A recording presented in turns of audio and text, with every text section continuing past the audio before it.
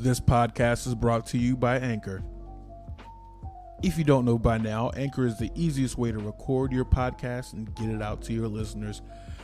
Anchor allows for you to record from anywhere using your web-enabled device like computer or smartphone. It has built-in creation tools to make editing and presenting your episodes a breeze. And when you're finished, Anchor distributes your podcast for you so you can be heard on Apple Podcasts, Spotify, and many more podcast platforms. Anchor even allows you to make money from ads like this one, no matter the size of your audience. And the best part about it all is it's absolutely free. Anchor is the easiest way to start your podcast. Download the free Anchor app or go to anchor.fm to get started today. Hello, everyone. Welcome to episode 7 of the Second Turnbuckle Wrestling Podcast, the most under podcast in the history of wrestling podcasts. I am here with... It's me. It's Jay. I was gonna say it's me. It's DDP. And I am the captain. We've got a lot of stuff. We're going to start with an interesting story. We've had some trouble starting this one up, guys, for sure. It's been interesting. So this is attempt number 2. It feels like attempt number 95, but you know. Yeah, we I've been at this for an hour, just trying to find a better way to get this podcast out to you guys. I remember back in the day when ECW was rebranded as a WWE thing. They had this thing called like the New Talent Initiative. Yes. And that's how we got Kofi Kingston and Jack Swagger and some other guys. So I too am starting an initiative here. Yes. It's the Quality Initiative. We started a quality initiative. A quality initiative. Yes, we started this podcast. Trademark. Yes, we started this podcast on some low end professional equipment. The first 2 episodes were recorded on actual mics. Yes. To do an actual interface into an actual digital audio workstation, and then uploaded to YouTube. Mm-hmm. And now we've kind of sort of resorted to the inline mic / earbud, Bluetooth earbud technique, which has gotten us as far. It's gotten us back in the game as the most underrated wrestling podcast in all of wrestling podcasts. But we have to do better. We have to. We want to do better for you guys. And I don't think like anybody who would be listening to this is just like, oh, it's just guys like recording. Like, yeah, but all week we come up with things we want to talk about, things that we're doing behind the scenes. Like just all this week, it's like, how are we going to get new viewers? How are we gonna rebrand so that we get new logos and stuff, which I've already updated the Facebook and Twitter with them. Well, the Twitter one, the icon, I haven't. Okay. I'll talk to you about that later. But right. And so when you guys just hear the hour-long podcast, it could very well come off as, oh, it's just guys talking like friends, which that's the feel we want to give. But going into that is an easy, what would you say, 10, 15 hours of discussion, branding, what we want to talk about. You know, there's a lot that actually goes into these. Yeah, so there's all the conversations that we have throughout the week from like before you go to work, while I'm at work, and then we have our group chat with all the friends of the podcast where we take where we say, hey, who wants to jump in on this episode? Or what do you think about this? And then we share certain things. And yes, it's just a bunch of fans talking, but it's not. I think it's what we represent as fans that we don't get from your YouTube wrestling podcasts or your YouTube wrestling just entities in general. So Yeah, they they very much treat it as a job, and I mean you can tell. yeah, I'm sure they enjoy it, but it's very much treated like a job. You can tell how like the Wrestle Talk guys and the What Culture guys, the Cultaholic guys, you can tell that they are kind of going at it with a job like mindset. They have a very strict this has to go up the next day type schedule. And I kind of want to avoid that. One, because they're already doing it and they're going to be better at us. That we would always be like a week behind. I'm much more into like talking about things, not necessarily news, but just talking. yeah, And I want this podcast to come across as a discussion, not as everything is so set in stone. Like literally, when we're recording, whatever happens, happens. yeah. We're all the way live. Yeah, all the way live. These kinds of things, like last week when we had all the technical issues, or weeks before when we would have just little minor idiosyncrasies, those would be edited out in like a professional setting, and we leave it in because one, we can. Two, I want this to come across as a live discussion that you guys know that these are our real thoughts. We're real people. We're real fans. And we just go live. It just makes more sense. And it's just, we have a lot of freedom in that, where we don't have to worry about sponsors. We don't have to worry about YouTube and what we can and can't say. And we No, can just, we're going to put in sponsors at some point. Like there's going to be ads and such, but like minor little 10, 15 seconds at max, or I mean, maybe not, who knows, but something that wouldn't take away from the podcast, because that's what we want it to feel like, is a discussion, not a branded, marketed product that has to be set in stone. We talk. yeah. And you can always get in on this discussion on our social media pages. We have, we're working on our Twitter page, just OGSTP, and our Yeah. Facebook, the Second Turnbuckle Wrestling Podcast. Yes. Go one thing, because I don't know if there is somebody else on Twitter that would have it. It's at OG_STP, and all of them are capital. Yes, OG_STP. Yeah. And by the way, the talk about like Wrestle Talk and What Culture, that's absolutely not a rip on those guys. They work really hard. You can tell that they like what they do. That's absolutely not a rip. It's just we're taking it from a different angle. Just want to throw that out there. So it doesn't sound like we're hating. We're not hating. Listen, I get most of. Let me just a peek behind the curtain. I'm breaking kayfabe here. Oh shoot! I wake up in the morning and some between me waking up and getting to work, I get my wrestling news from Wrestle Talk almost exclusively, because I don't feel like watching the same video 3 different times. But I love the guys at Wrestle Talk. Cultaholic.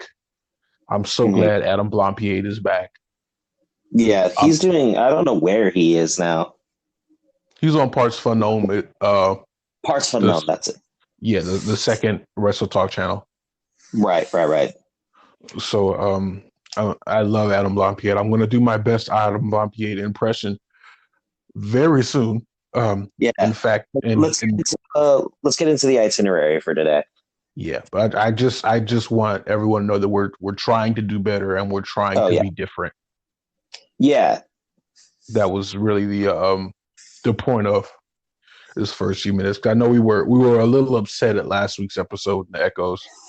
Yeah, as soon as I started hearing it first, I started listening to it first, and I told him, I was like, this is not great. It's really not. And you're like, do you want to take it down? I'm like, I had a really big internal struggle. I was like, I kind of want to take it down and re-record it, but also I think there's some value in showcasing your mistakes as a benchmark, and you know that, hey, this needs to be done, and we can learn from this. Most definitely. It gives us a different type of integrity. Yeah, absolutely. And just to give you guys a little bit of a insight as to what happened this morning, a little bit more kayfabe breaking. So I woke up this morning at about 9 o'clock. I set up my whole shebang. I had the mic up and the desktop stand with my audio interface. I figured out how to record it just straight into the digital audio workstation, and we're going. Like, we started the podcast, and my computer says, "Hey, I'm gonna update like now." Oh, you're recording? Sorry, get fucked. Right. I'm gonna update like now, like right now, like not now, but like right now. I think we're at. So we're right now we're at 18%, and I was like, I had to make the hard decision to just pick up my earbuds and shove them into this phone. Yeah, just brute force it through. Yeah. But next week, guys, we're really gonna shoot for his setup that he was explaining, audio interface into a digital workstation or digital audio workstation. Yeah, the whole 9 yards, because it sounded really good. I wish you guys could hear it. It sounded really, really good on my end. Yeah, no, we're trying our best. And this is all personal funds. Like, we don't have we have nobody. Sponsors. Nope, we have nobody doing this for us. We're figuring it all out as we go. Like, I sponsor this, but I know Kirk has his own business, and if I had my own business, I'd probably like put a sponsor page in there too. Yeah. Well, mine, I'm still in the filing phase. I actually have mail from the California Franchise Tax Board on the other side of this wall. I'm here, or I'm in, rather. Definitely, huge congratulations. That's a huge step for anyone. But let's get into it. Yeah, I said let's get into the episode. I'm ready to just jump on. I'm like, oh wait, yeah, no, that we have to say the story of the ridiculousness. Yeah. So we're almost a week removed from Money in the Bank. It's been a very interesting week. Mm-hmm. It's been a crazy week. It's a heartwarming week for some. Yep. The most endearing character, as you said in the other recording in WWE, has the Money in the Bank contract, that being Mr. Otis. Yes. I like it.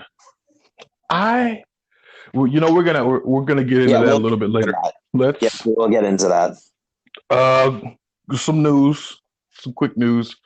I know we just said that we're not gonna be like other guys, but there are some things that are like big enough that we kind of just have to say and contribute our thoughts to.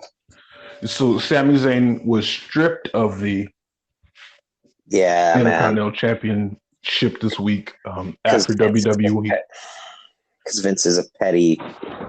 We got to do that episode we've been talking about, a retrospective on Vince McMahon, because jeez, man, I've got fiery darts and whatnot. But different day. So after saying there's no pressure to work any live wrestling events during the coronavirus, not only did people who expressed that they did not want to work get fired, it's part of that mass firing that came out a little bit earlier this morning. But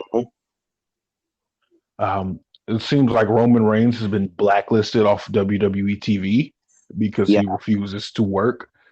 It was probably something we should have mentioned last week. And then now Sami Zayn has been stripped of his Intercontinental Championship, his first championship he's won on the WWE main roster before NXT was considered the main roster.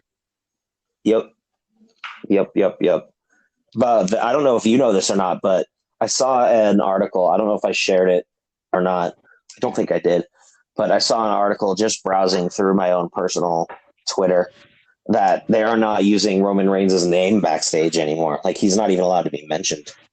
Yeah, I saw that. It's kind of like a them who shall not be named type thing. Yeah, I mean, this is a guy who was given 8 years of his life to this company at the top level. and amongst various controversial points, but he's always shown Which, up. He's always been there, and this kind of treatment is, I don't like it. yeah, much to my M. Night Shyamalan reference earlier. Um, Oh my God. they don't talk about him at all, and this was supposed to be the guy. It's kind of like showing up to work one, and they've done this before. They've done this after the whole we learned in Dark Side of the Ring episode. They've done this after the Chris Benoit Mm-hmm. issue, where he was no longer allowed to be mentioned behind the scenes. So now we have During Money in the Bank. Oh, sorry, I cut you off. Go ahead, go. During Money in the Bank, I don't know if you saw this, but the WWE Championship match, Seth and Drew, they played before the match started. Seth's cash in at WrestleMania, But and it just shows him. It shows him curb stomping Lesnar, and then there's nothing with Roman in it, and then it's just a black screen. Roman. Yeah, he pinned Roman. There's just a black screen, and then it has Cole saying, "Seth won the title. Seth won the title." And Roman isn't in there at all. He was completely edited out. Yeah, that's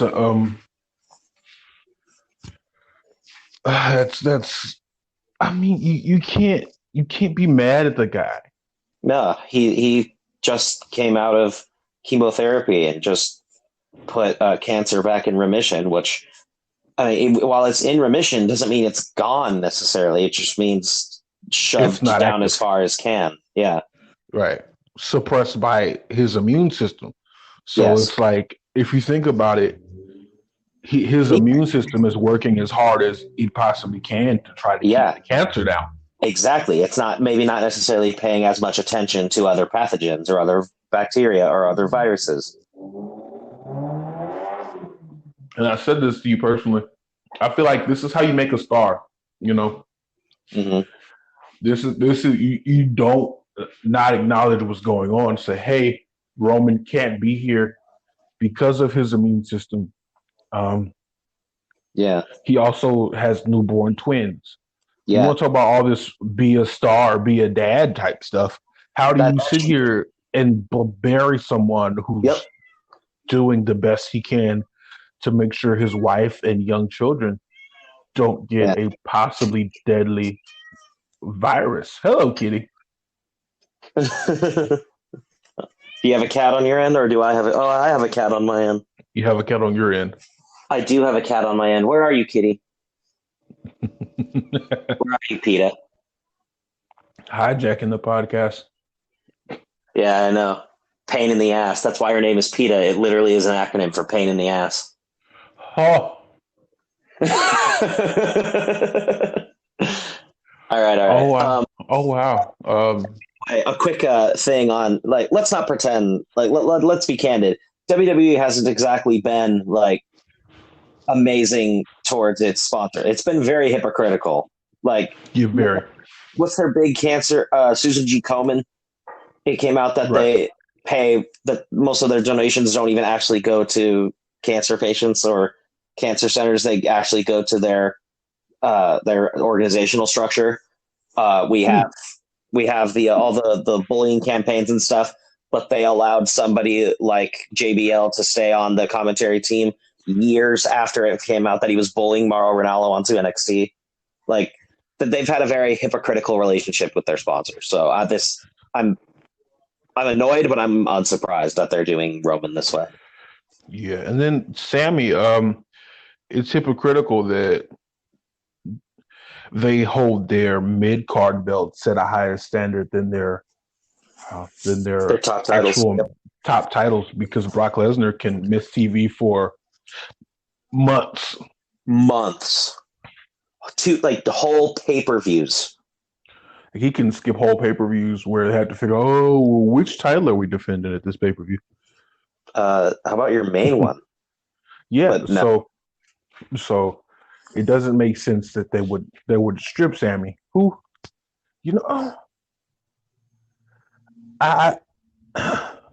a great worker, but I kind of see his title reign going like the Dean Ambrose U.S. title. where he had it a while, but only defended it like 4 times. Yeah, so I could see that. Yeah, well, But- not anymore. Right.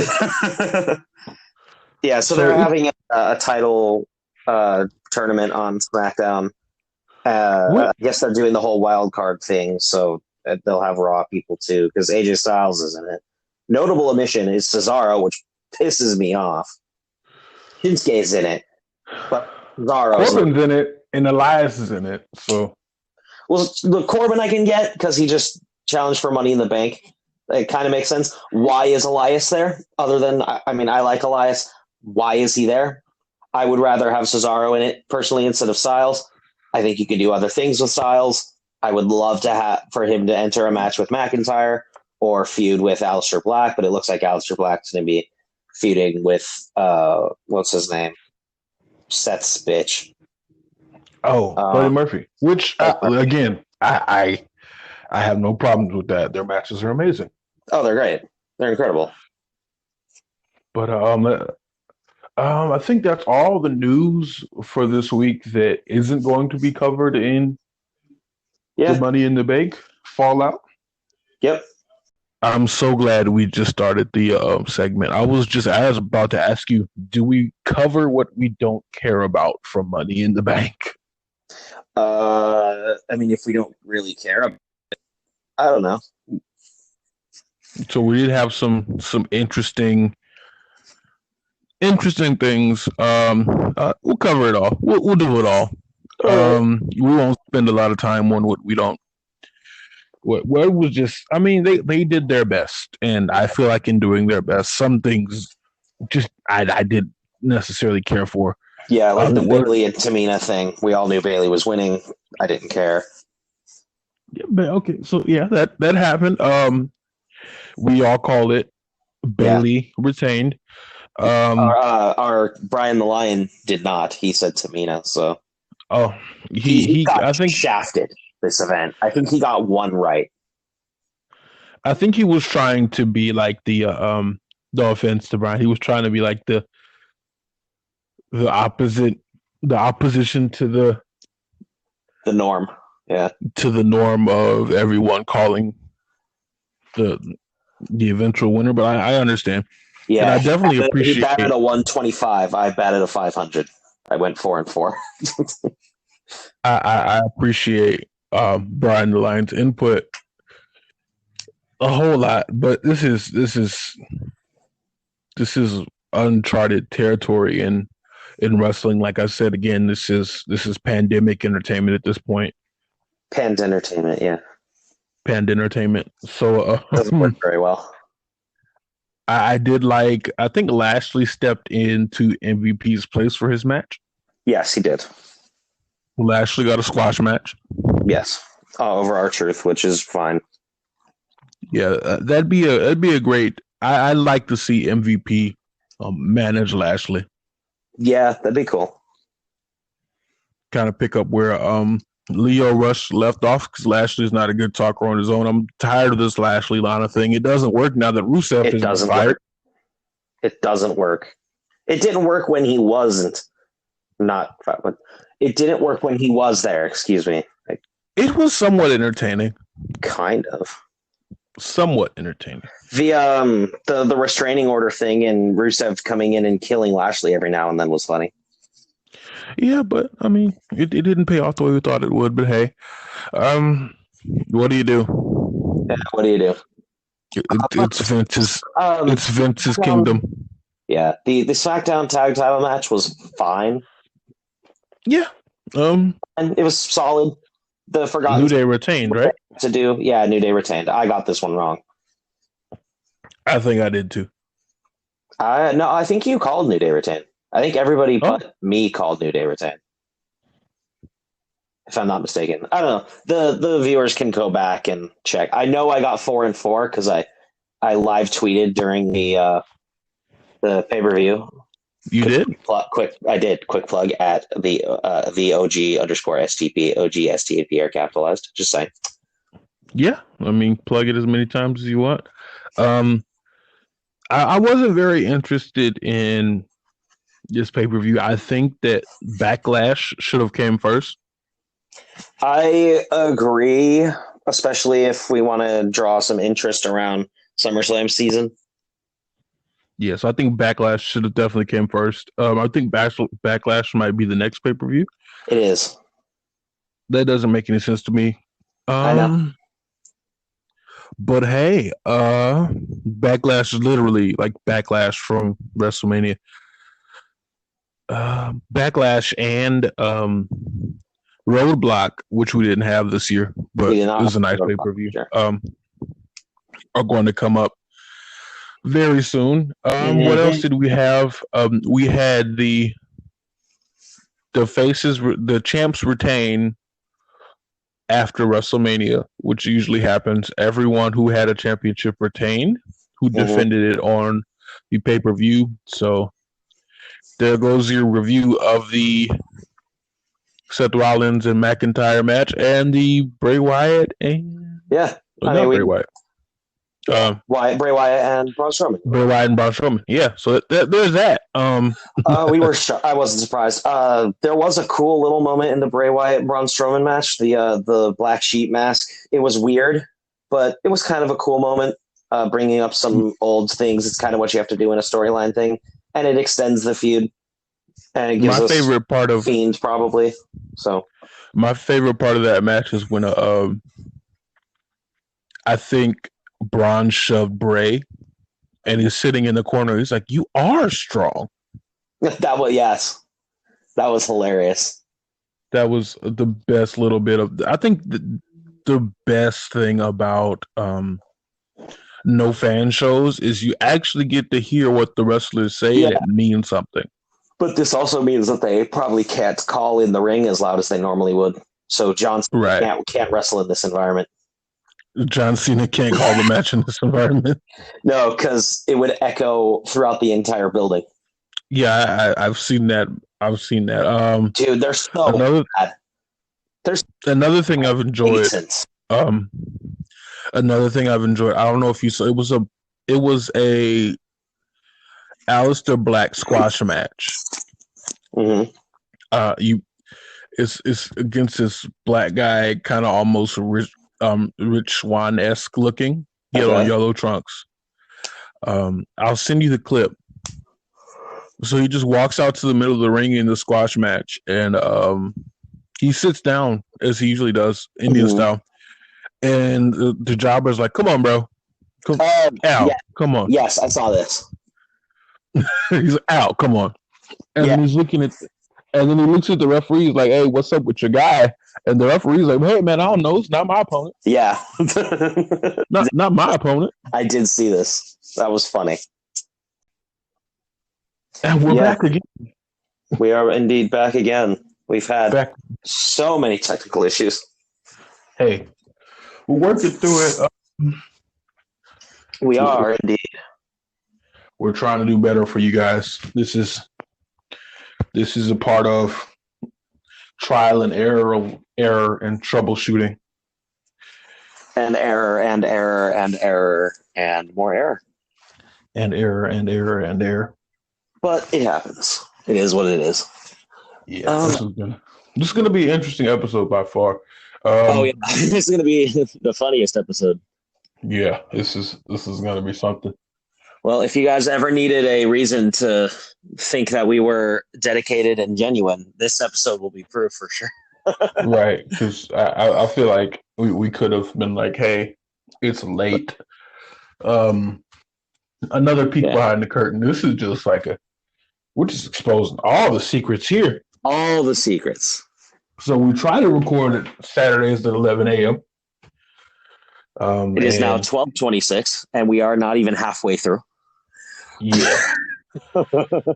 So, and I've been working at this since 10 a.m. Yes. So this is a solid whole Saturday. Yeah. Well, it's only 2.5 hours later, only. But hey, we do it for you.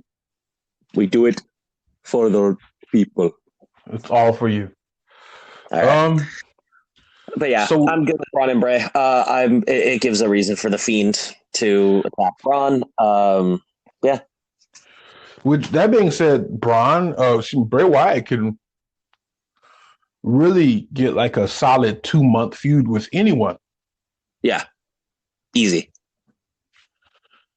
Yeah. It's a solid dynamic to his character, for sure. I feel like Seth Rollins had to be extra heelish. Yes. Because of the announcement that came later. Yes. I'm so happy for Becky, by the way. Yeah, we'll get to that as well. I do want to point out the elephant in the room currently. Yes. Guys, Seth Rollins' new music is terrible. Oh, the new one, it's awful. It sucks. I don't know why they had to be rid of Burn It Down. I don't get it. So here's my deal is this: if we can keep Baron Corbin's music and just add corny MIDI horns to make him seem more royal. Yes. Dude, we could have put something else where Burn It Down was. Yeah, I agree. Also, but I mean, I like Baron Corbin's old music more than his current one anyway, but that's neither here nor there. I did like his old music as well. But we could have put something else there just to preference this. I am an amateur music producer, professional drummer. Mm-hmm. So that's my side gig, my side job. I still work a 9 to 5. Yep. Every aspiring artist does. Yeah, I still work a 9 to 5, aspiring to continue in this field. And so when making music, I hate MIDI instruments. And MIDI instruments is just like fake instruments, basically. So it's okay. You press a key and it makes the same note in that instrument. Mm-hmm. So I just hate MIDI instruments, and it just sounds like they just sat down at a computer and be like, okay, let's make them seem like some sort of religious fanatic or something of that nature. And they spent about 2 hours with it, and they're like, okay, I'm satisfied with this. How about you? And they're like, yeah, I'm satisfied. That's how we got what we got. There was no real. I feel like that's what they did with Brie Bella's music, because I've always disliked her theme song. I love Brie Mode. How dare you? I can't stand it. I love her as a wrestler more than I like Nikki, but yeah, I don't like her theme. I love Brie Mode. When we went to that live SmackDown, I popped the hardest for that theme song. Did you really? Yeah. I like the beginning, the splintered, fractured, where she says "test me" over and over again. That part's cool, but the actual Brie Mode and the rest of the song sucks. I love Brie Mode. Anyway, love that part. Off topic. That's off topic. So let's get to the women's Money in the Bank, which was a lot better than I thought it would be. It was a lot better than it had any right being. There was some moments in the match that were better than the men's, quite frankly. Yeah. The men's wasn't bad. No, good. They were both good. They're both solid wrestling matches. We were both wrong, by the way. I read something online that said they were going to splinter it throughout the whole pay-per-view. That was not the case. It did go on last. So I don't know if that was a last-minute change. I'm not sure. It was I think cinematic style thing. But so my opinion of that is, okay, we know what we're dealing with. Of course, they knew that. Let's break the news here. So Becky Lynch had to surrender the Raw Women's Champion the night after Money in the Bank. It was revealed in her segment that there was no contract in the briefcase. However, the championship belt was in the briefcase. So we basically didn't get a women's Money in the Bank match. Right. We got a surprise women's Raw Women's Championship match. Right. So a cash in for the women's Money in the Bank match is off the table completely. Yes. Lynch is pregnant and is going to go home and be a mom. Be a mom. That was like the hardest line. She said, when Asuka opened the belt, she had a genuine reaction to what was inside. She did not know that the belt was inside. Yeah, I don't think she did either. Either she's a really good actor or she didn't know. No, she didn't know at all. They kept everything secret from everyone until Becky Lynch announced it. Really? So her reaction to everything was genuine, even finding out that she was pregnant. Wow, that's cool. Yeah, so Becky Lynch said, I think I shared it. You go be a warrior, I'm going to go be a mom. Yeah, she said. I was just like, oh. Yeah, it was a really nice segment, and we don't get those very often. So it was a very nice moment. Yeah. From the Second Turnbuckle podcast, real quick, just congratulations to Becky Lynch. That's a huge thing to do to raise up the next generation. So congratulations. Congratulations to Becky Lynch and to Seth Rollins. Although the night after, he looked like he wanted to kill himself all night. Did you see his face on Raw? I saw it. I think he has to be like extra heelish now because everyone wants to congratulate him for being a dad. Yeah. So he has to do stuff like future like father or Rey not, Mysterio. you're still a dick. Yeah. By the way, keep in mind, Alistair and Rey Mysterio get thrown off of Titan Towers. Totally fine the next day. Rey Mysterio, really quickly, hold on. No, he's not. They're not totally fine. I have a theory. Okay. That is not the original Rey Mysterio or Aleister Black. It's either oh my god! It's a clone of Rey Mysterio, and it's the ghost of Aleister Black. I hate you so much. So the clone of Rey Mysterio, Dominic in disguise, if you will. God dang it! It was Dominic in disguise. It was really Rey Mysterio the second. Made an appearance on Raw and got written off TV. And the ghost of Aleister Black appeared to everyone. They both were confirmed dead after the Money in the Bank match, after being thrown off of a building.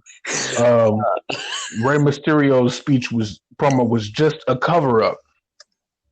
God dang it. There were people on Twitter sharing things after they got thrown off, where it was like, send in any information you have about these two men missing after Money in the Bank to Hartford police. And I was like, that's hilarious. Listen, I don't care what they say. This is the first Second Turnbuckle podcast conspiracy theory. It's all just a cover up. It's a cover up. The man is trying to keep us down or whatever. So from this day forward, this is Rey Mysterio the second, and that's the ghost of Aleister Black. God. Please keep Zelina Vega in your prayers. Yes, she's lost her husband. She's lost her husband to Baron Corbin and his mid-card vortex.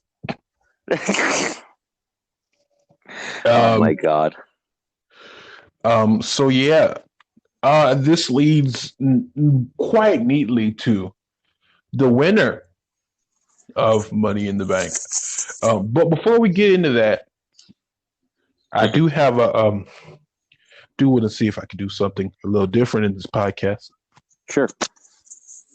It's not going to work. Well, this kind of leads to my next point. What does a main eventer look like? Yeah, it's a very interesting question because you have the people that are on the main event scene but aren't really a true main eventer. I look to Jinder Mahal for this example. Right. So Jinder Mahal, somebody like Drew McIntyre right now, who is killing everything about holding that title. He feels like the first true champion we've had on that belt since Daniel Bryan. Okay, I'll give you that. I mean, I just like a champion because, like we were saying earlier, he's never there. right. So I was gonna take a few pictures to a casual fan, Mm-hmm. and it was gonna be. I think I chose the old school Colin Delaney from ECW. Okay. Michael Elgin, Yeah. currently in TNA. Yes. Tucker, and then Otis, and then ask which one of these people look like they could be a WWE champion, and which ones don't. So, I took like a real skinny guy. I was gonna use the Chinless Wonder, but I forgot his name already. James Ellsworth. James Ellsworth. I was gonna use James Ellsworth as an example. I used Michael Elgin because he's sort of a body guy. Yeah. Then Tucker is the other half of Heavy Machinery. Yeah, and then Otis is kind of he's like built like a teapot. Yes, very much so. Short and stout. Well, not short. Everybody looks short when you're standing next to someone who's like 6'11". It's like I think Tucker's like 6'5" or something. Yeah. So even though these men look small on TV, they're not small. No. Like in stature and size. Not by any definition of the word small. Right. So I was gonna see their opinion on who they think would be a WWE champion out of the four. I would probably lean more towards knowing the person who I was gonna ask. They'd probably say someone like a Michael Elgin or a Tucker. But you have Otis coming out with the belt. AJ Styles dropped the briefcase from the top of the ladder, and Otis was there to catch it. There was Baron Corbin and AJ Styles were at the top of the ladder. There was some shenanigans interference from Elias. Yes. And Otis ended up catching the briefcase as it fell.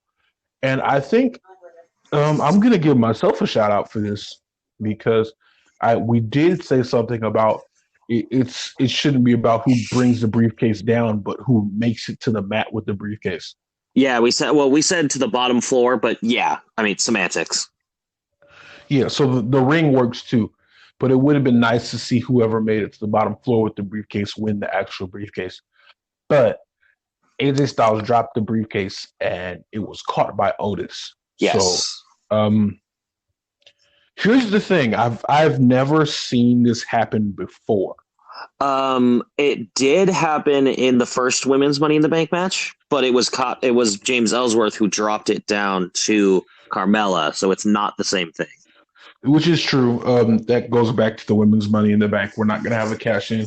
I think this one goes the extra mile to cover up the fact that a man won or grabbed the first women's Money in the Bank briefcase. Yep. Even though Carmella won it in a rematch next night. But they should have just win it in the first place. It was irrelevant. And they only this is true because people bitched. This is true. But I did like the dynamic. It's very it was unique. It was the only Money in the Bank match to be contested twice. Yeah. Even though Carmella only won it officially one time. Yes.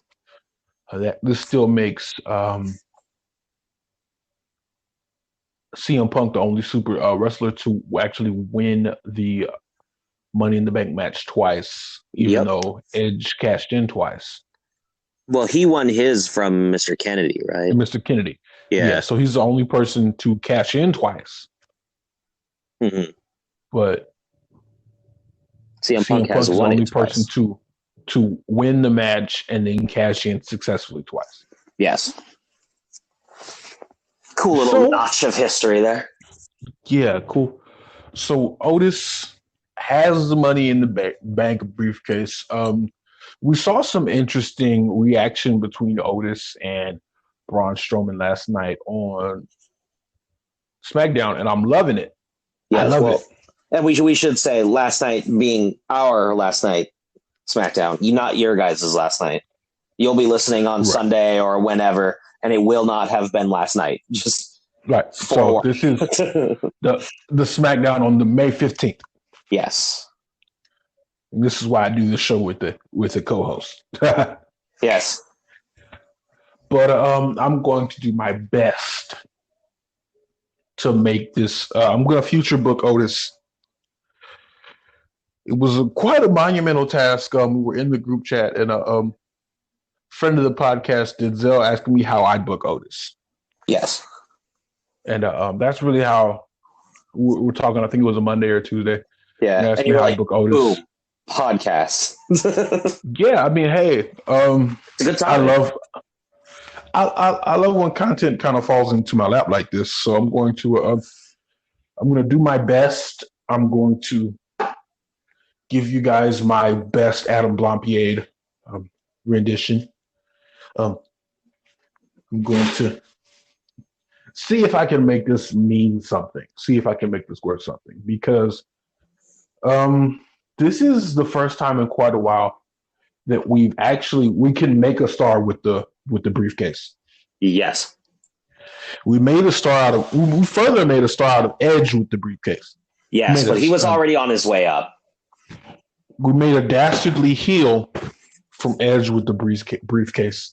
Yes. I think that's the best character work that we've ever had with the briefcase. When Edge had it the first time? Or the second time? The first time. The first time. Yeah, I can agree to that. I've seen some stuff from his time then, and he had some really good stuff. Obviously, I wasn't watching then, so I don't have the same sentiment as somebody like you or other people that might be listening. But yeah, so I've obviously seen some stuff from Edge. We've mentioned this before, but if you can just imagine young Jared angry. Yes. We have mentioned this. Angry. Yeah, you were hot. Just this is before I was an Edge fan, by the way. So Edge is definitely one of my top 5 favorite wrestlers of all time. Not back then. Not back then, but that was because he was such a great character. Yep. Definitely top 3 in my favorite heels of all time. Yeah, a very, very good heel. So this is my attempt. Let me crack open the book. This is my attempt to make Otis winning this championship mean something. Yeah. By the way, guys, just to shout out Jay here real fast. He was dedicated enough to this that he wrote down all of his stuff that he's going to do for this booking thing. So, well, thank you. Just a quick little nugget of shouting out there for you. I appreciate that.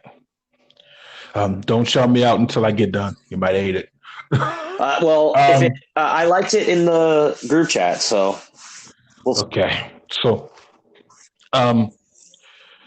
here's how I'm going to approach this whole booking thing. Oh, and real quick, FYI, if you don't hear me respond, it's because I'm going to get water.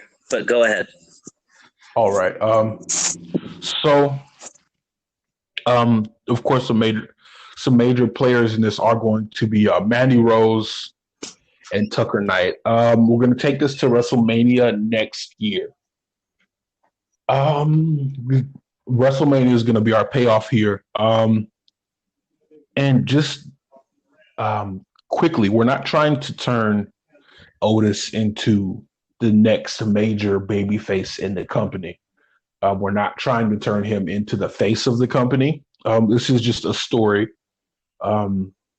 with a bunch of build. He's going to be a champion, of course, but he's kind of going to sit with what he's already being portrayed as, like a representation of the everyman character. Doing this, we have to turn Tucker heel. Tucker is going to Heavy Machinery will be no more after this, and we're booking this to WrestleMania. So we start off with the next booking. I'm so glad that Tucker wasn't at SmackDown because that makes everything work. So I'll take it from next week's SmackDown moving forward. So Tucker is able to make this taping. He's happy for his friend. And in the coming weeks, he tries to convince Otis to use the Money in the Bank briefcase to cash in for the tag team titles.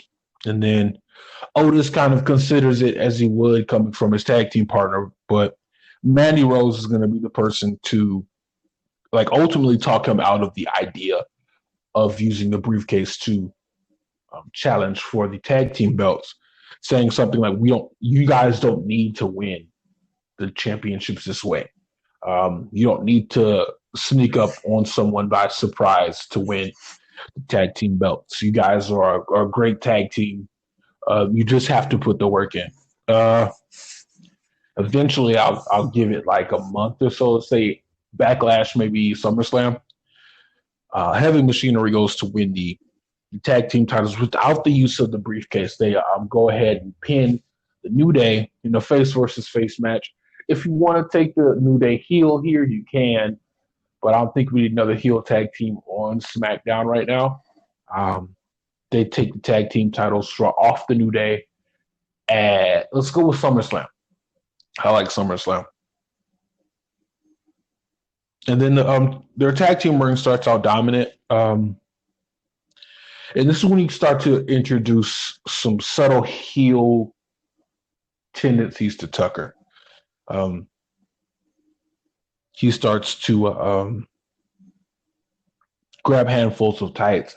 He's scared. He doesn't want to lose his titles at this point because this is it for Tucker. You know, Tucker doesn't have a briefcase, and the briefcase itself starts to cause tension between the group. Tucker feels like Otis has a golden ticket, but he doesn't. So Tucker tries to hold on to, with everything he has to hold on to, the tag team belts, and Otis is just kind of wrestling as he usually would. We're going to take it to Survivor Series. Around Survivor Series, Tucker decides he wants similar success to Otis. He's starting to get jealous of the briefcase. Otis still has the briefcase at Survivor Series. He's not really trying to cash in at any point.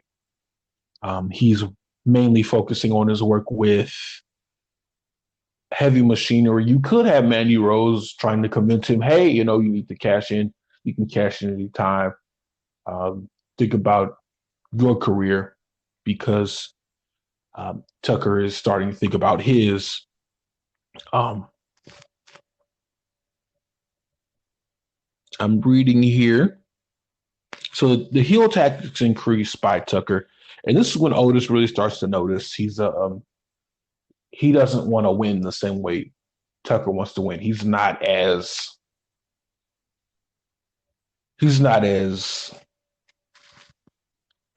use any heel tactics, let's say.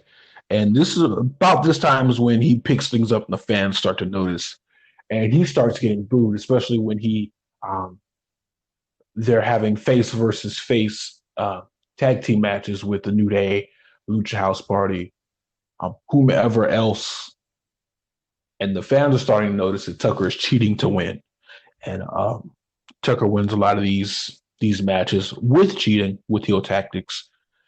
That takes us to the Royal Rumble 2021. We have, at the Royal Rumble, the Forgotten Sons versus Heavy Machinery.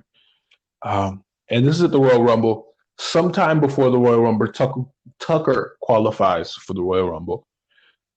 And instead of going with Otis to the ring, Tucker fakes an injury to where he cannot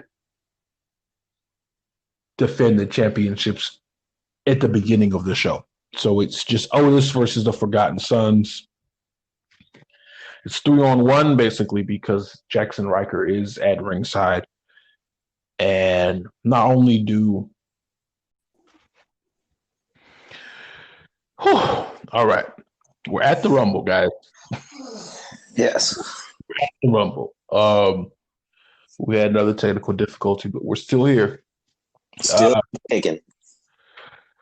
Oh man, this episode is gonna sound interesting. I can't wait to hear the full. It's sucking the life out of me, but it's all right. We do it for you. I can't wait to hear the full audio. Anyway, Royal Rumble.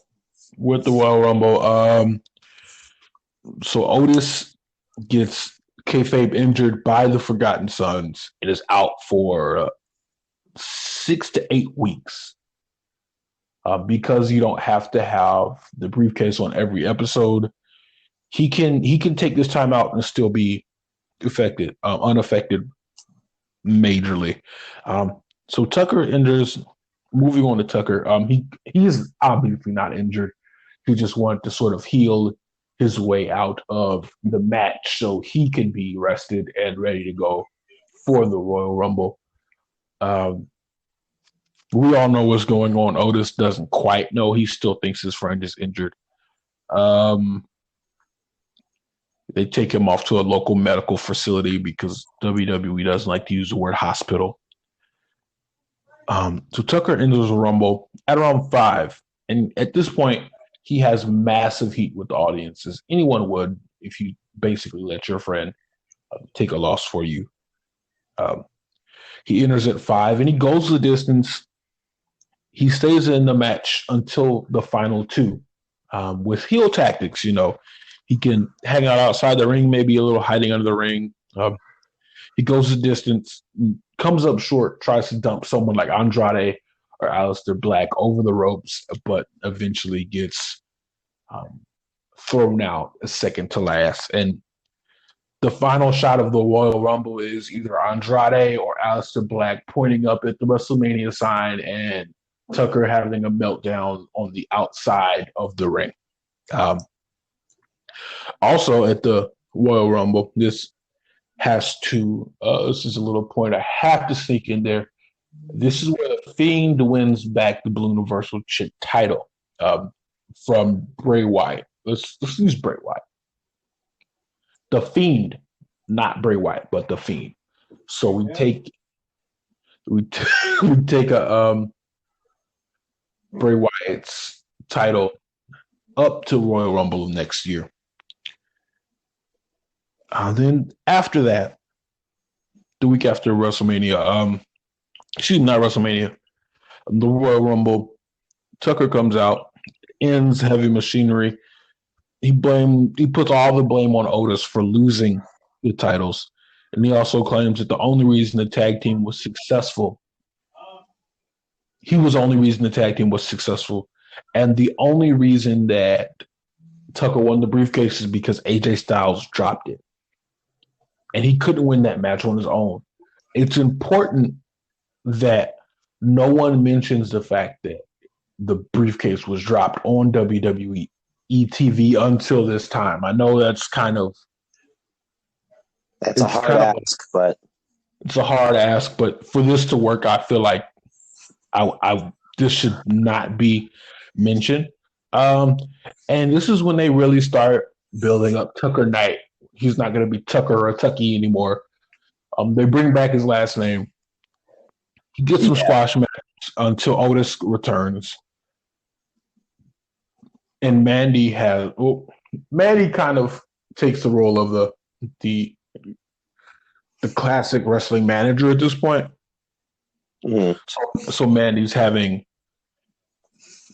sends out Otis to attack Tucker to kind of like get some of his heat back. At some point, Otis cuts a promo.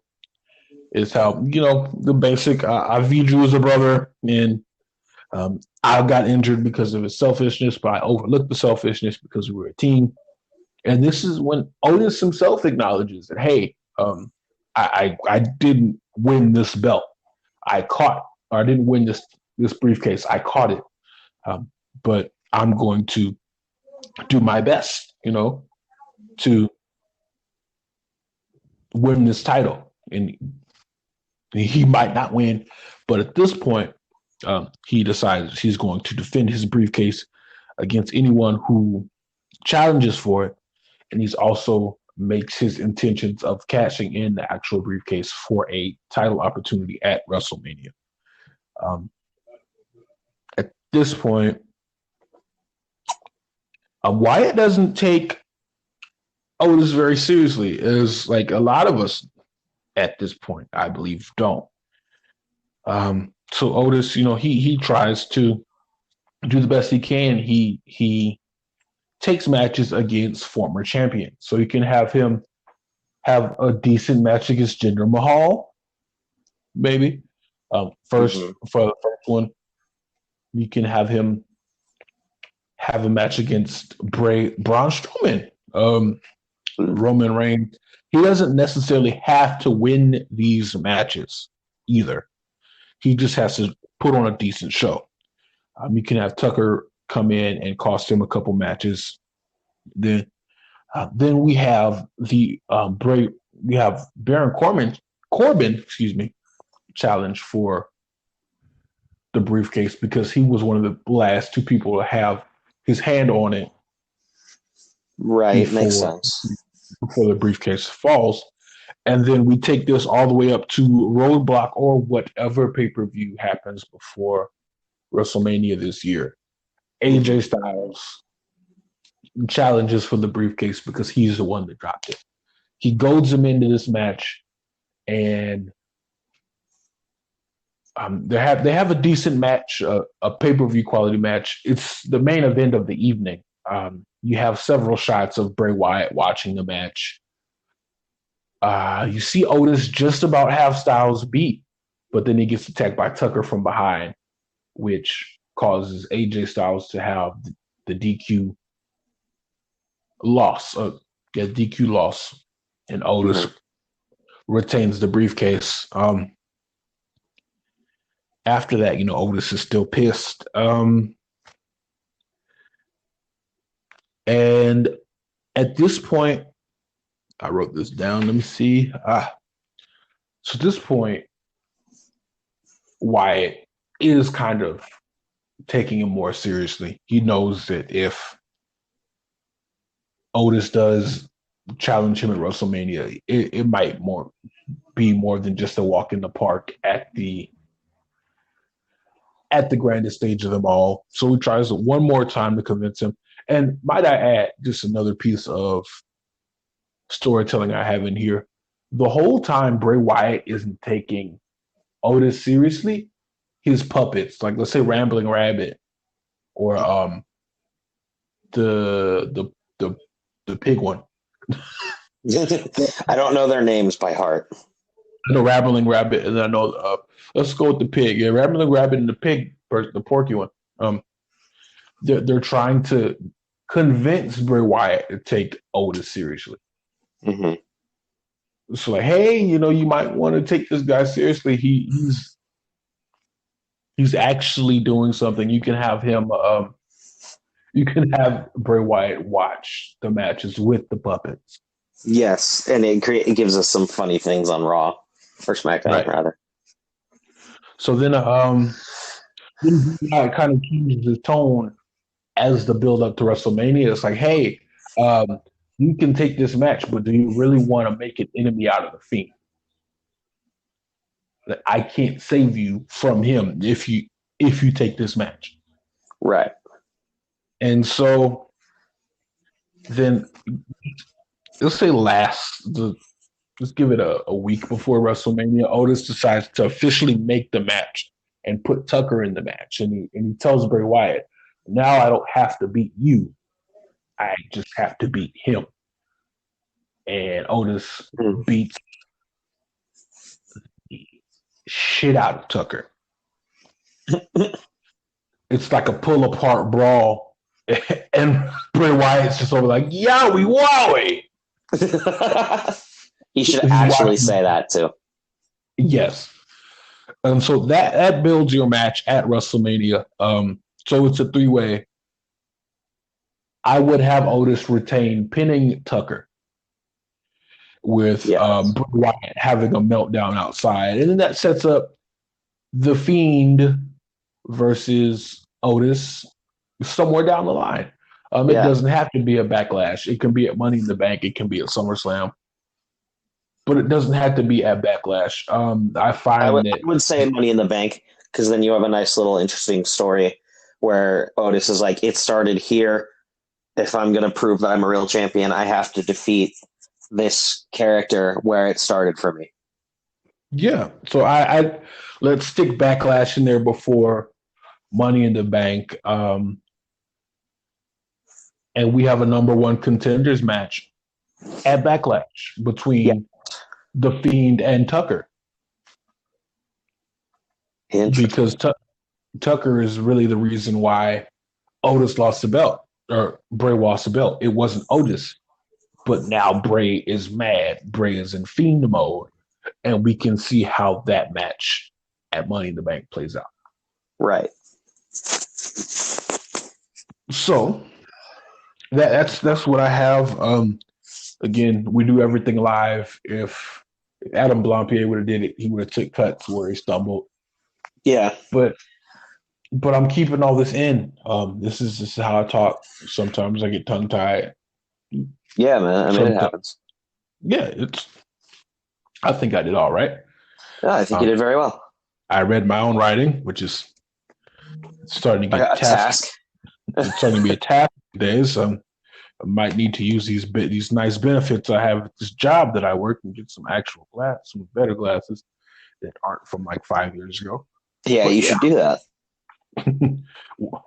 One day when the Rona stops, I'll think about it. Yeah, that's true. And I like it. It takes a current endearing team, you give them a bad breakup, and it builds to legitimate stars, or at least attempts to, while acknowledging that Otis's faults is that he's a comedy character. He's not necessarily someone to take seriously, at least not in the current day. But you give him time to build, and you can create somebody that will have a facet of a character being a comedy character, but also somebody who could have a good match with anybody should he choose to. Right. We don't have to build a top star out of Otis. He can be a solid mid-carder. And just has the belt for a while or for a little bit. It could be even for a little bit or for a while or whatever. But you give a good coherent story that takes you through multiple months. You have a solid set plan. It gives some good matches on Raw and stuff. Like you can have after AJ loses, you can have AJ and Otis team up against Tucker and The Miz or something. Yeah, right. Something like that. You get some good Raw matches out of it. You get good heel heat from Tucker, who I think could do it should he choose to and really set his mind to it. I like it. I like it a lot. And then we can, that's another name we can have as a former champion that Otis can beat on the way to his match with the Fiend, with Bray Wyatt, The Miz, former WWE champion. Yeah. And I feel like anytime you bring someone who you booked right down to the mid card from a main event spot, it just makes whatever they do next mean that much more. Right.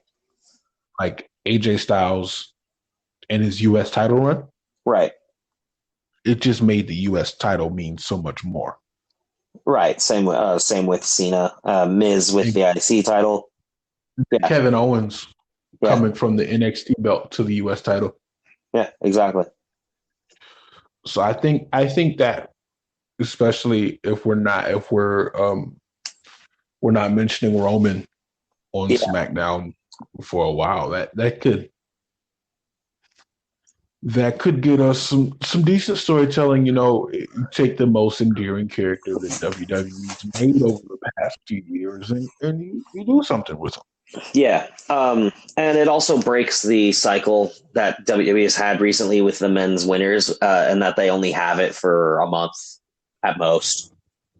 That they've done recently for the last even like 4 years. Dean Ambrose cashed his in the same night. Braun Strowman lost it like a month later. Baron Corbin lost it, I think, also a month and a half later. I might be getting the time frames confused, but it wasn't very long. You get a Money in the Bank briefcase holder that lasts for a while, and we get some cool stuff out of that. Some teases, some funny segments, because you can absolutely have the comedy segments that like Dean Ambrose used to have with Seth when Seth was Money in the Bank. You can absolutely do that kind of thing with Otis, and it makes sense. So if I can draw a comparison to a past champion, we're not trying to give him sort of we're not trying to make him into a multi-time WWE champion. He could be more like a Mankind. Right. Yeah, where he's given so much to the business, and now we're just happy to see that he won. He's more of an everyman. He's not a body guy, but he'll do whatever it takes. Right. We don't have to check Otis off the Hell in a Cell. We don't have to do that. No. Don't break his face. We're good. And now I'm going to absolutely rain all over your parade because there's no way in hell that they're doing that. He's going to lose it to AJ Styles as soon as possible. But it was a nice story. It was a nice try. Right? We tried. No, I would much prefer that. I like Styles. I don't think he needs the belt. I like that Otis has it. You get a chance to build a star, which they haven't done. And that might be the title of today's episode. Hey, we tried. It'll have a dual meaning because it'll talk about this and then all the technical difficulties. It'll just be like, hey, we tried. We did our best. But yeah, that was good. That was very well done. Thank you. I appreciate I had a thing that I wanted to say at the when you were talking about the Rumble. I should have wrote it down, but I can't think of it anymore. I think it was like a minor little thing that I would have tweaked, but whatever. So Rumble, we have Forgotten Sons, Tucker's second runner-up. Yeah. It's fine. If it was really that important, I would have remembered it. I just wanted to see if it might come back if I jogged your memory a bit. Forgotten Sons and that local metal where did I have it? Whatever. Maybe it'll come to me, maybe not. Who cares? Maybe not. Maybe not. Like that's all we can really hope. I feel like the fact that kind of coming back to your point where Dean Ambrose cashed his belt in on the same night, the fact that we only have one briefcase this year, not two, really sort of means that whoever's still holding the briefcase had that briefcase means twice as much as it would have before. The stock of the person holding it is immediately higher because it's the only like it that we have right now. And so here's how I feel, especially after, honestly, from the beginning,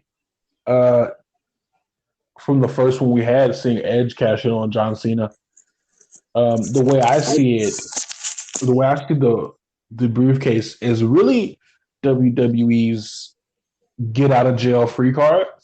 Pretty much, yeah. So it's like we've booked ourselves into a corner. How do we get out of it? The bank. Run down and cash in. Yeah. Which is basically what happened with Seth Rollins. Hey, just go cash in. Hey, this isn't our guy's not getting over. Go cash in. Yeah. But yeah. But I think the thing we have to really take into account is what we were talking about earlier. What does a main event star look like?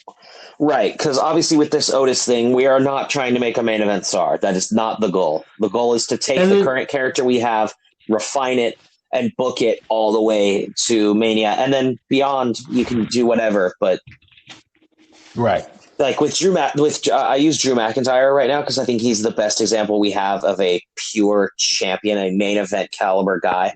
His very, very natural. He had the backstory leaving in, when did he leave? 2013, something like that. 2012. Yeah, I think he might have gotten let go in the last mass firing. But anyway, we had that backstory. Don't quote me on that one. Yeah, I think it was very far. I think it was pretty far back. Yeah. But anyway, you have this natural story where he goes through the indies. He gets super jacked. He takes all these dates, works harder than anybody else in Scotland. Comes back to WWE, becomes NXT champion for 4 minutes, and then drops down. Until the Andrade injury. Yeah. Oh yeah, he dropped it to Andrade, right? Not Adam Cole. Yeah, he did. Okay. No, it was a hammerlock DDT gone wrong. He held on to the ropes for too long. Yeah. And I think he popped his bicep off the bone. Oof. All kinds of fun. Right. And then and obviously all the way up until winning the Royal Rumble and everything he had with Brock Lesnar, and where anytime Brock tried to do anything, he just got Claymored to oblivion. Yeah, it was a great touch. Yeah, and first off, it made the Claymore look very good. And except for protecting it now. Except for the countdown. I hate the countdown. I do too. I would like it better if he would just do it. Right. But hey, listen, we can only do what we have with what we can. Yeah. I feel like this whole WWE situation now, with the travel restrictions and people just not wanting to travel, it's like when you get home and it's almost payday and you're trying to find the best dinner you can make without going to the store. So you check your fridge, you check expiration dates, you check your pantry, find out whatever you can, and you make the best thing you can with what you have on hand. Mm-hmm. You can't go to the store because you ain't got no money. Yep. So use that seasoning at the back of the cabinet you never tried before and see if it works. And hey, you might have a dish that works for you, or it might be terrible. Yeah. But yeah, I mean, that was, and then with what makes a main eventer, I've been thinking about it all week, and it's kind of hard to answer this question because it's subjective for whoever. But I generally like what made Stone Cold so good, what made The Rock so good, what made all these guys. They had a mix of, I'm going to say, 3 pillars.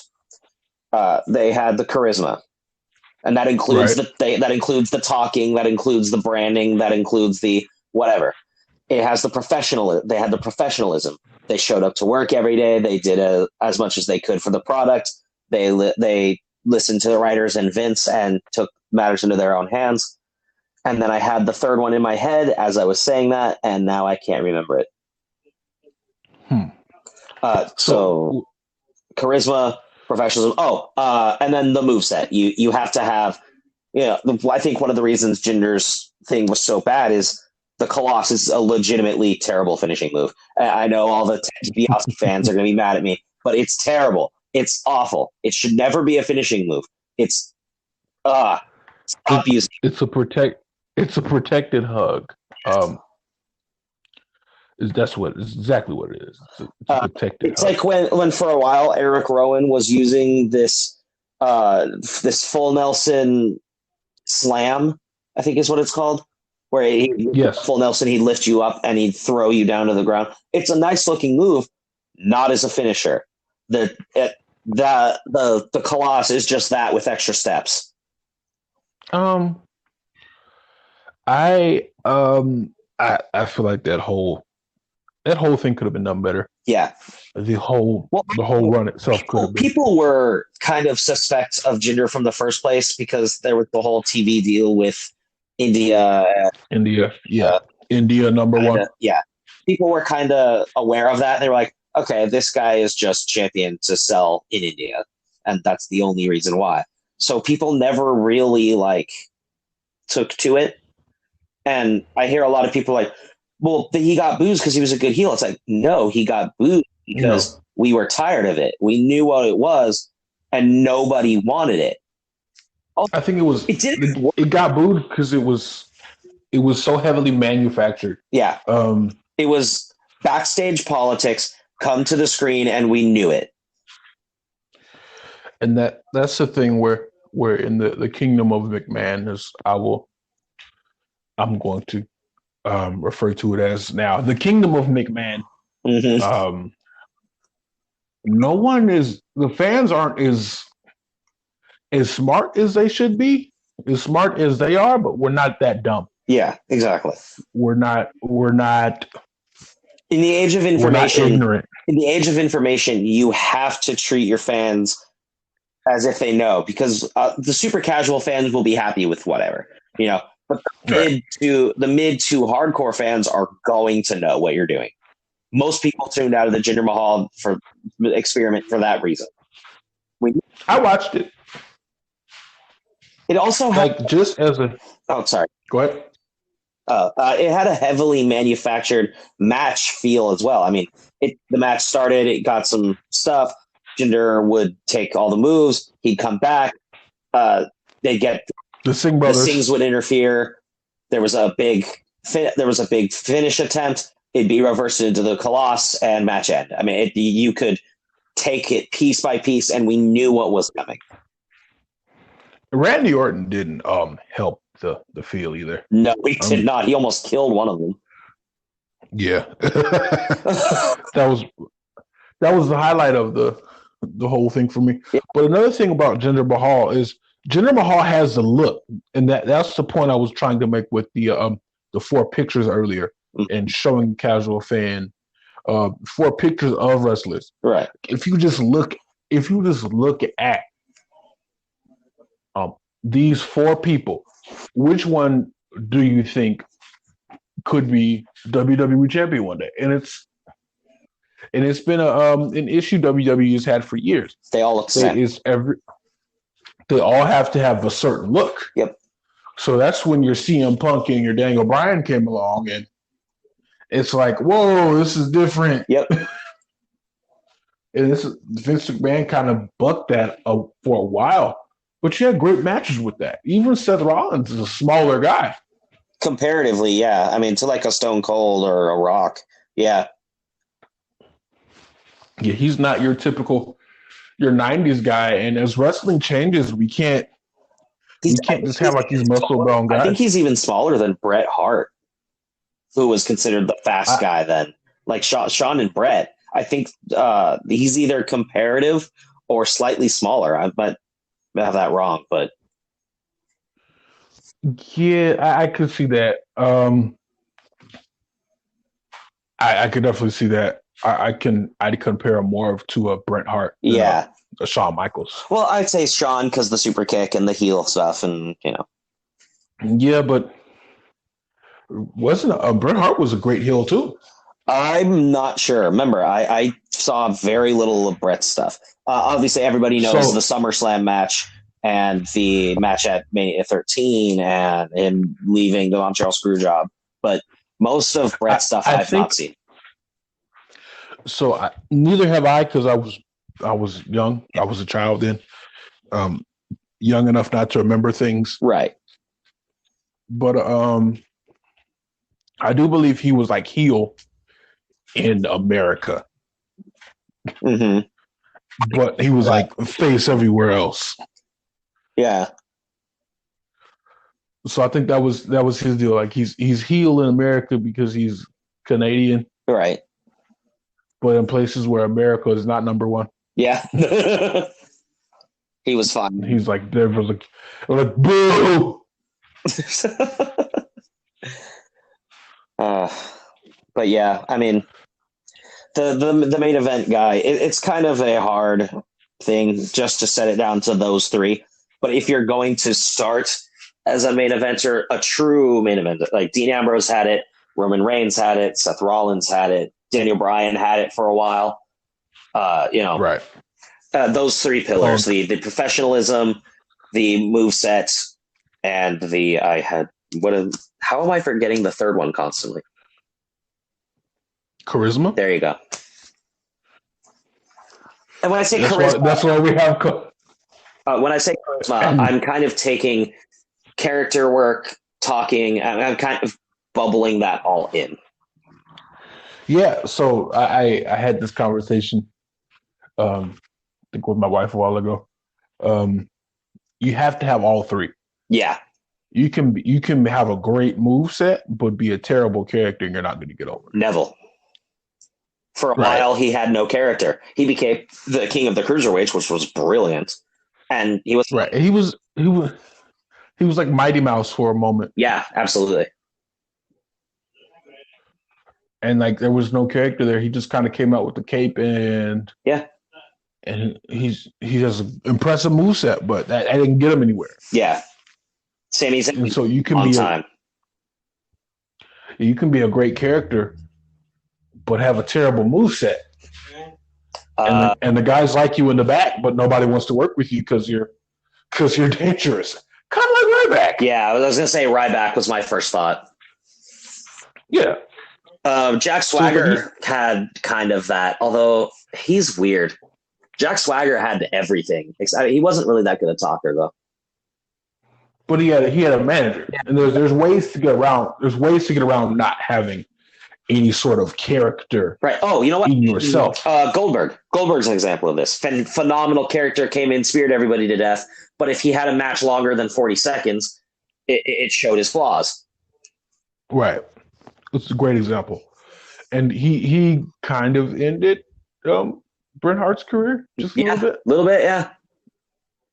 Just a tad. Although, to be fair, Goldberg's not really the greatest example because he was a main eventer for a while. Well, yeah, but he was such a shallow main eventer, though. Right. I would also attribute that to WCW not having a strong main event scene for a while. True. Especially in Goldberg's time. It was like him, the people of DX, or NWO, rather. And that. I mean, really? I mean, eventually you had like the celebrity dude whose name I can't even remember anymore. David Arquette, yeah. But you didn't really, if my WCW memory of the little bit that I remember is correct, and obviously somebody can tell me I'm wrong and, have at it. But I don't remember there being a phenomenal main event scene while Goldberg was champion of WCW. I mean, he lost to Booker T and what's his face? Tall fucker. Kevin Nash. I think Sting was around. In and out at that point. Yeah. So like you had guys that were there, but nobody that like embodied. I guess Kevin Nash is probably the best example, but he also had the NWO thing, and that was more of a story in WCW more so than the title was for a while. So, but yeah, that like what 2 cents Biff. Yeah, and again, Otis doesn't have to be the face of the company. No, I don't think it can be. You have to send Otis to go kiss babies and stuff. Right. Nobody's going to want to be near him. He's going to be sweating into their baby's eyes. Oh, wow. But we have to do the best of what we have, especially now. Right. That goes for whoever's still running shows. AEW is still running shows. They're doing actually really great. Yeah. I don't know if you've seen any of their lockdown shows. Yeah, they've been all right. I've been keeping up a little bit. But like you really see who is next in places like this. So Sammy Guevara you've had your team is absolutely Sammy Guevara for a run, 100%. The best friends have been delivering almost every week. Yeah, they're due at some point for sure. And most of their matches have been, if I'm not mistaken, pre-tape. So yes, they have. So they've been wrestling match after match after match in the same day. Yeah. I think not Chuck Taylor, Trent Beretta has been I've really liked Trent Beretta. I've really liked Trent Beretta since I saw him in Roppongi Vice in New Japan. Yeah. I believe he was in WWE for a while. He was very shortly. Like for a very short period of time. I think he was on a couple episodes of Sunday Night Heat. Sunday Night Heat. You remember that? I do not. It was long before my time. Okay, so it was they had a Velocity or Sunday Night Heat. Right. This was kind of before main event, so he had a couple matches on Velocity. Mm-hmm. But yeah, they're killing it over there. Yeah, we haven't seen their women's title. They have yet to address what's going on with that. Where is Nyla Rose? I really don't know. We don't know. So yeah, you really got to do your best at this time. Back to us as creators, we're doing our best. Yep. We do our best with what we can. I know a lot of this stuff I just had lying around. We haven't been able to put much money into it. Hopefully we can. Hopefully we'll be able to start like a Patreon or right. And eventually we can monetize this through Anchor, which is why I always ask everybody who listens to try and do it through Anchor. Because once we start getting that going, it's going to really help us out, and it can give us money towards improving the podcast for your guys' sake. Because I think we've got good ideas, and if we have enough of a base of good equipment that we can give it out to more people, and people will be interested. Yeah, we can get this to more people. Eventually we'll put more of our money into it. Right. I know I bought myself a better audio, a more suitable audio interface for this for this venture. Right. I know we're doing whatever we can. We'll have some merch for you soon. We'll have new logos, theme music. It's coming. It's coming soon. Yeah, we are. It'll be here. We are heavily in plans. Can I mention? I'm going to mention it anyway. I'm not even going to ask you. We are heavily into plans for season 2. Season 1 is going to end with a retrospective on Vince McMahon, I believe. Correct? Is that the current plan? Undertaker. Taker. You're right.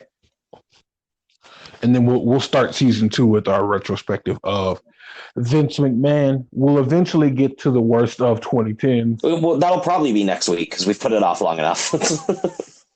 Yeah, we'll do that next week. We're going to continue our opinions on Undertaker: The Last Ride. Yep, make sure to look for that on either Tuesday night or Wednesday morning. I think more like Wednesday morning. Probably.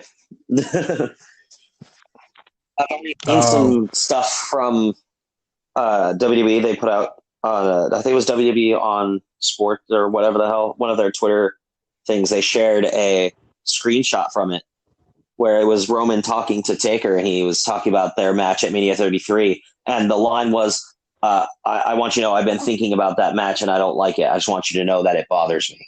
And Taker was talking. Oh. Yeah. Oh, wow. Yeah. So, I can't wait. I can't wait either. I really like the dynamic that they created in the first episode with Roman and Taker. I cannot wait for that. Yeah, go ahead and check our bonus episode, guys. We've already done a review of episode 1, so definitely go and check that out if you haven't before. Yeah. So we'll go ahead and get some of the closing business out the way.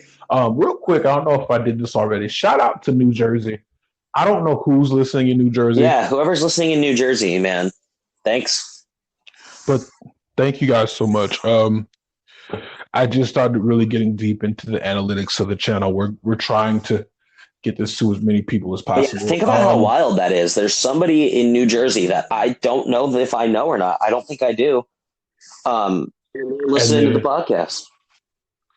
And they care enough about our opinions to listen. Yeah. If it was only one time or it's been multiple times, hey, thank you so much. If you ever hear this, huge shout out to my coworker, my desk mate, Danny. Mm-hmm. I told her about my podcast. I don't know if she listens, but she'll play it while she's at work muted. Oh, cool. And that gets our plays up, and it means so much that people will support. Yeah. I've said this before. If we were just gonna sit here and bump our gums about wrestling, I could just make a group. We could just have a group call. Yeah, on our regular Facebook Messenger chat, and that would be fine. Yeah. But the fans are really what, or the listeners. I wouldn't call you guys fans because we're no ones to be fans of. Yeah. But the listeners really make this mean something. Exactly. For us. I mean, we can have all the opinions we want, and if nobody knows about them, what's the point? But yeah, we're gonna close this season with. We'll finally close season 1 after a couple years with the retrospective of The Undertaker, a career of The Undertaker. We also have a special interview. We do. We can announce that. I'm recording it on Tuesday. I don't know when it will go up. I don't know if I'm going to start season 2 with it or if I'm just going to put it up as a special episode. Let's start season 2 with it. Let's start out season 2. I think that'd be a great thing to do.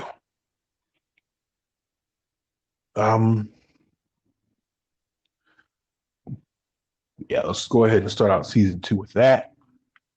I don't know what happened to our audio again, but it wouldn't be our first issue of the day. But yeah, guys, we appreciate anyone who gives us the time of any day. sort of time to listen. Yeah, the time of day. Yeah. I don't know what you just said. You kind of cut out there. I'm saying thanks to anybody who gives us the time of day.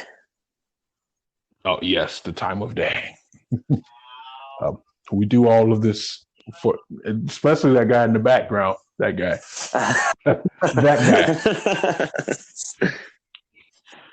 I don't know who you are, but shout out to that guy. That's a housemate.